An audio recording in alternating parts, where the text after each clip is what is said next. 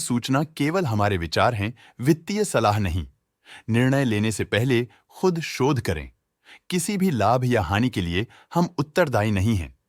आज हम देख रहे हैं ऑयल इंडिया लिमिटेड के 2024-25 Q3 की consolidated financial performance. Starting with the sales, पिछले क्वार्टर से सेल्स में 25.5% का इंक्रीज हुआ है, मगर कंपनी ने पिछले साल के मुकाबले मार्जिनल सेल्स डिक्लाइन रिपोर्ट किया, around -17%। Expenses 39% quarter on quarter increase हो गए हैं, जो साल भर के -12.5% के डिक्लाइन के साथ अलाइन करता है। क्वार्टरली सेल्स के कंपैरिजन में एक्सपेंसेस इंक्रीज होना दिखाता है कंपनी ने एक्सपेंसेस मैनेज करने के लिए स्ट्रगल किया।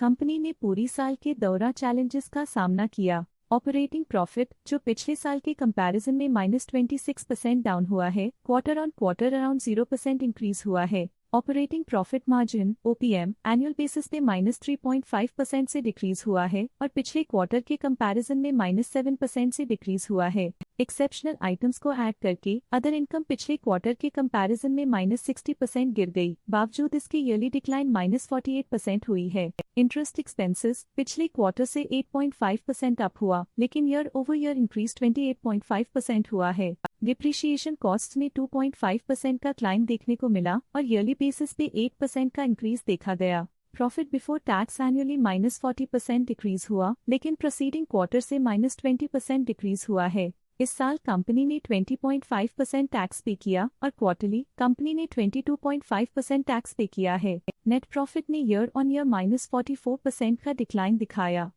लेकिन लास्ट क्वार्टर से -29.5% का कंट्रैक्शन हुआ है। इस क्वार्टर के दौरान कंपनी का परफॉर्मेंस इतना अच्छा नहीं रहा। नेगेटिव नेट प्रॉफिट लॉसेस को इंडिकेट करता है। वहीं अगर एनुअल एनालिसिस की बात करें तो साल के दौरान कंपनी का परफॉर्मेंस अच्छा नहीं रहा। नेगेटिव नेट प्रॉफिट का मतलब है कि कंपनी प्रॉफिट के कंपैरिजन में नुकसान उठा रही है। अर्निंग्स पर शेयर EPS में ईयरली -43% का डिक्रीज देखा गया, लेकिन क्वार्टरली में 33.5% की गिरावट भी नजर आई। इस क्वार्टर में कंपनी का EPS इतना अच्छा नहीं रहा। नेगेटिव प्रॉफिट कमजोर एफिशिएंसी को दिखाता है। ऑयल इंडिया लिमिटेड के फाइनेंशियल स्नैपशॉट को रिव्यू करते हुए कुछ मुख्य ट्रेंड्स सामने आए हैं जो कंपनी की परफॉर्मेंस पे रोशनी डालते हैं। दिसंबर 2021 से दिसंबर 2024 तक ऑयल इंडिया लिमिटेड की फाइनेंशियल जर्नी में सबसे पहले बात करते हैं सेल्स की। इस साल सेल्स में 5% की वृद्धि हुई है और पिछले 4 सालों में 33% की वृद्धि हुई है, जो एक निरंतर अपवर्ड ट्रेंड को दर्शाता है। पिछले साल की गिरावट के बाद इस साल सेल्स फिर से बढ़ना शुरू हुई है, जो सफल रिकवरी स्ट्रैटेजी को दर्शाता है। अब बात करते हैं एक्सपेंसेस की।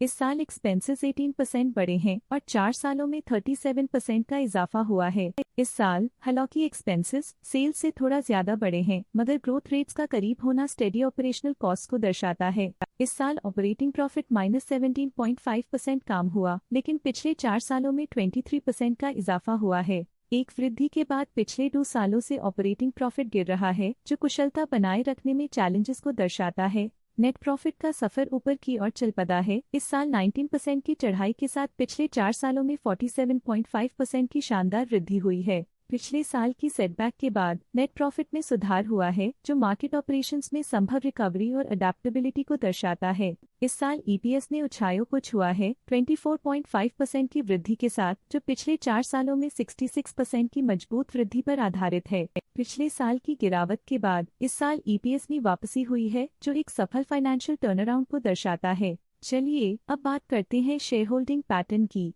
ऑयल इंडिया की शेयर होल्डिंग रिपोर्ट्स कुछ इस प्रकार की हैं, जो दिसंबर 2024 के 31 तक चलता है। ये रिपोर्ट कंपनी के शेयर्स की डिटेल्ड जानकारी देता है, जिसमें promoters, promoter groups, foreign investors, public investors और सरकारी एंटिटीज शामिल हैं। पब्लिक द्वारा हेल्ड शेयर्स का परसेंटेज 6.45% से इंक्रीज होकर 2024 के दिसंबर में 6.8% तक का इंक्रीज से देखा गया। ये चेंजेस स्टेट है कि पब्लिक की इन्वेस्टमेंट कंपनी में क्वार्टर टू क्वार्टर इंक्रीज हुई है। जब कंपनी के शेयर्स का अधिकतम हिस्सा प्रमोटर्स, FII, DII या गवर्नमेंट के पास होता है, तब ये माना जाता है कि कंपनी मजबूत हाथों में है, जो स्थिरता और मजबूत समर्थन को दर्शाता है और इस मार्केट की स्थिरता बनी रहती है। DII डोमेस्टिक इंस्टीट्यूशनल इन्वेस्टर्स ने अपना शेयर होल्डिंग सितंबर 2024 में 16.44% से दिसंबर 2024 में 17.25% तक इंक्रीज किया। ये बताता है कि डोमेस्टिक इंस्टीट्यूशंस ने कंपनी में अपना इंटरेस्ट 0.81% तक इंक्रीज किया है। फॉरेन इंस्टीट्यूशनल इन्वेस्टर्स के शेयर होल्डिंग में थोड़ा डिक्रीज आया 2024 के सितंबर से 2024 के दिसंबर में, जो दिखाता है कि फॉरेन इंस्टीट्यूशंस ने अपने स्टेक को क्वार्टर टू क्वार्टर -1.16 से डिक्रीज किया है, जिसे पता चलता है कि उन्होंने अपनी इन्वेस्टमेंट्स को पुल बैक किया है।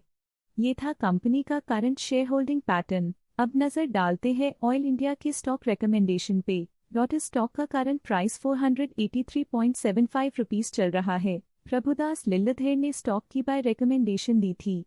उन्होंने स्टॉक का टारगेट प्राइस 711 का अनुमान लगाया था। रिकमेंडेशन के समय स्टॉक का प्राइस 405.2 चल रहा था, जो करंट प्राइस से 72.4% अप है। ICICI सिक्योरिटीज ने स्टॉक की बाय रिकमेंडेशन दी थी। उन्होंने स्टॉक का टारगेट प्राइस 580 का अनुमान लगाया था। रिकमेंडेशन के समय स्टॉक का प्राइस 424.75 चल रहा था, जो करंट प्राइस से 40.7% अप है। EMK ग्लोबल फाइनेंशियल सर्विसेज ने स्टॉक की बाय रिकमेंडेशन दी थी। उन्होंने स्टॉक का टारगेट प्राइस 665 का अनुमान लगाया था। रिकमेंडेशन के समय स्टॉक का प्राइस 523.35 चल रहा था, जो करंट प्राइस से 37.2% अप है। आनंद राठी ने स्टॉक की बाय रिकमेंडेशन दी थी। उन्होंने स्टॉक का टारगेट प्राइस 644 का अनुमान लगाया था। रिकमेंडेशन के समय स्टॉक का प्राइस 525.25 चल रहा था, जो करंट प्राइस से 32.8% अप है। आज के लिए फाइनेंशियल सेक्टर में इतना ही। देखने के लिए धन्यवाद। स्टॉक लेटेस्ट न्यूज अपडेट के लिए चैनल को सब्सक्राइब करें और वीडियो को लाइक एंड शेयर करें।